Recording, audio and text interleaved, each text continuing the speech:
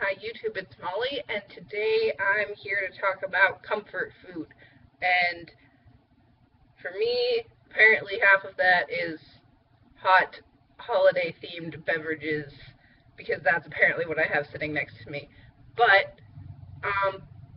yeah, so especially around the holidays and fall and things getting colder, we kind of tend to like our comfort foodie kind of things.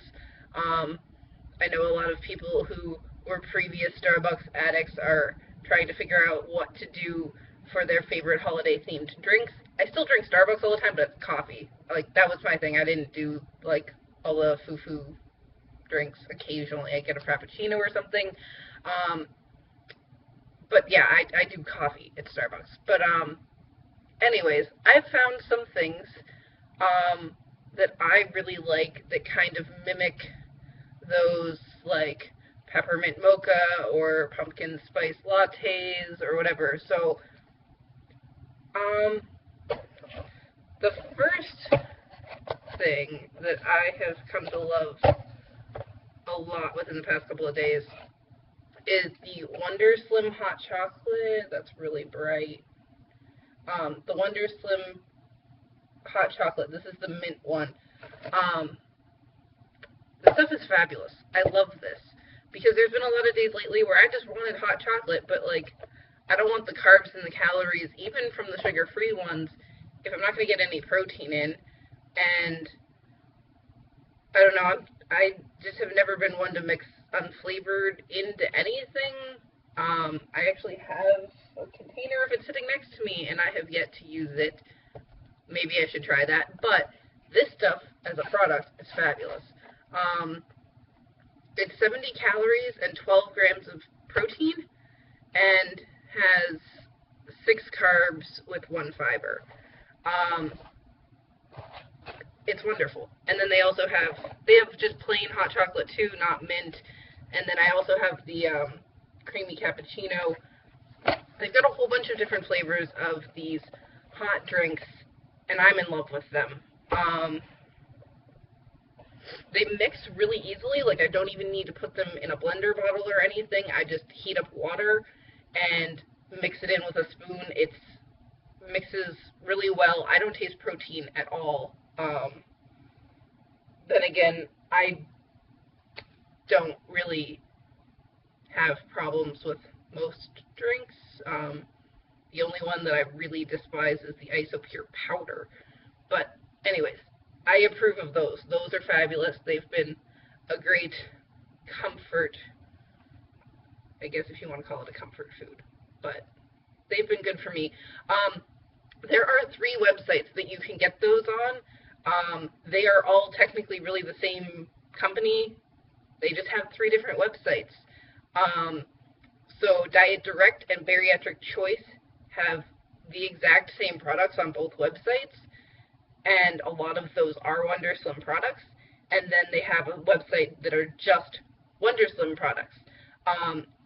They have a program where if you refer people, they get $20 off of a $30 order.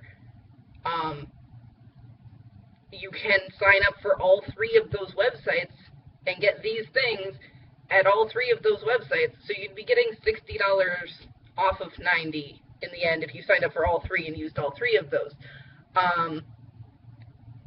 You can't beat that? I don't know.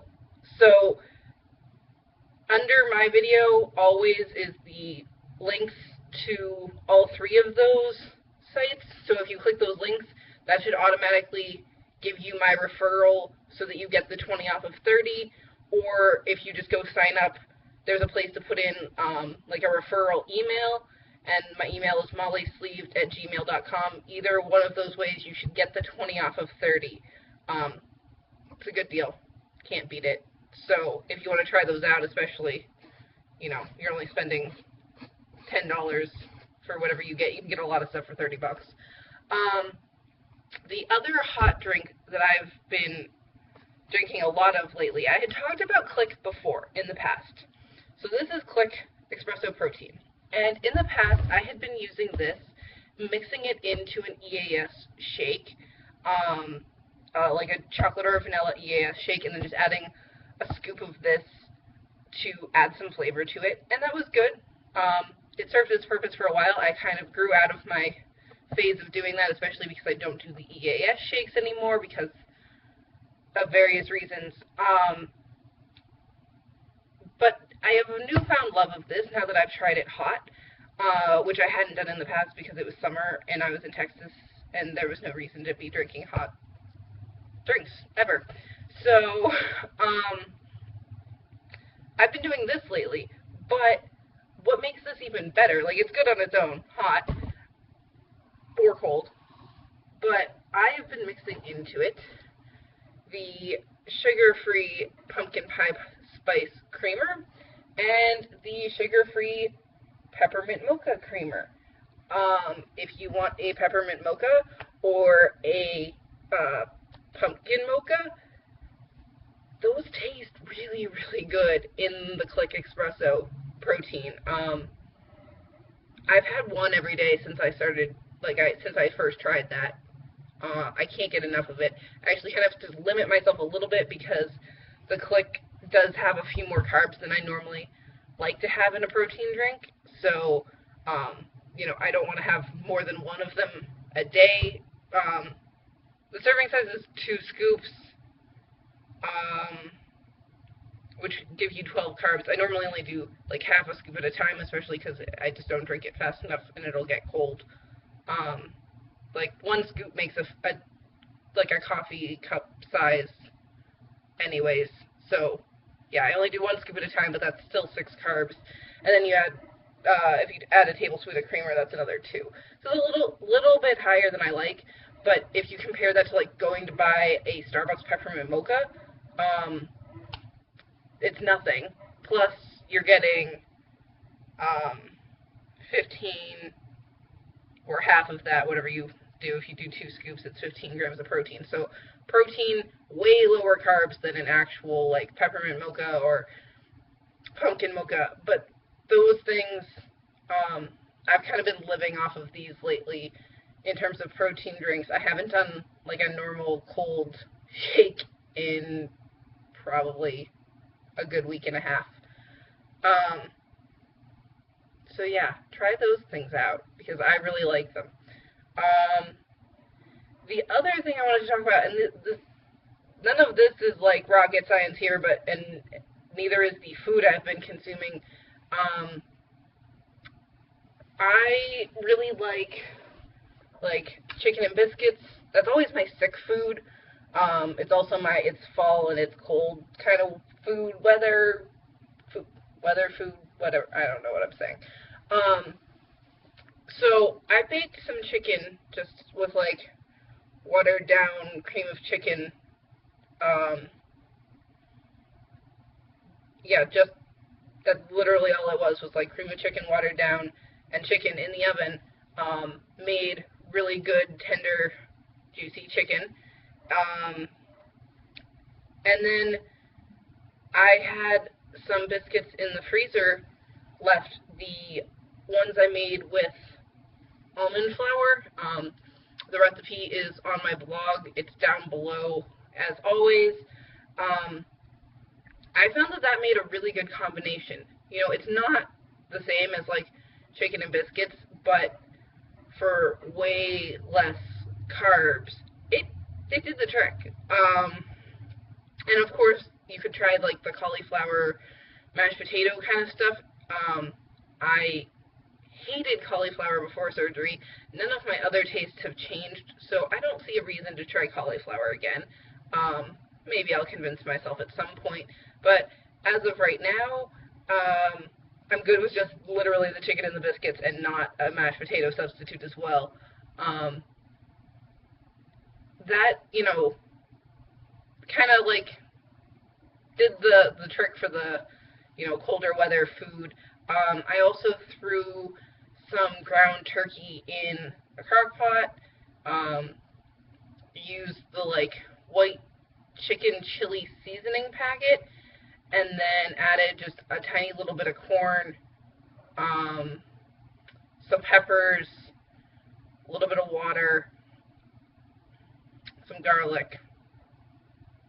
That's about it. left that in the crock pot. It made, oh, and cream cheese. That was delicious. And the stats came out really well on it. I don't have it up right now, but it was way above the 10-to-1 protein ratio, and it was delicious. And it was, you know, more along the lines of those like wintry comfort foods.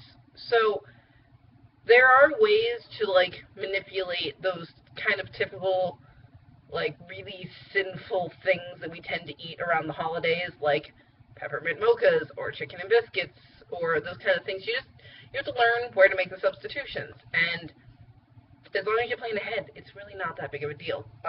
Obviously, you know, eating other places, if you're not preparing it yourself, is a little bit different. We'll talk about that at a different time. But for right now, if you're making things for yourself and you just want, you know, a hot cup of hot chocolate or a peppermint mocha or chicken and biscuits, you know, there are things out there that you can use to substitute. It's just a matter of finding them. So I think that's all I have for today. The biscuit recipe is up on my blog, link below. Actually, the first time I made them without the Greek yogurt in them, and it made them very hard, well, not very hard, but not as fluffy as the final recipe I have online is. So if you want them a little bit more dense, I guess, because if you're going to put like the chicken and stuff over it, maybe consider less Greek yogurt or no Greek yogurt at all. Or I think they're good with the Greek yogurt. That's why the other batch didn't survive long. But anyways, so the link to my blog's below. I'll probably put up the website for the turkey, or put up the recipe for the turkey stuff soon-ish, and then all of those links to those 3 websites are below, so go claim your $20 at all of those, because who can pass up that deal? So yeah, I guess that's what I have for you today, and I will talk to you all soon. Have a great day, guys.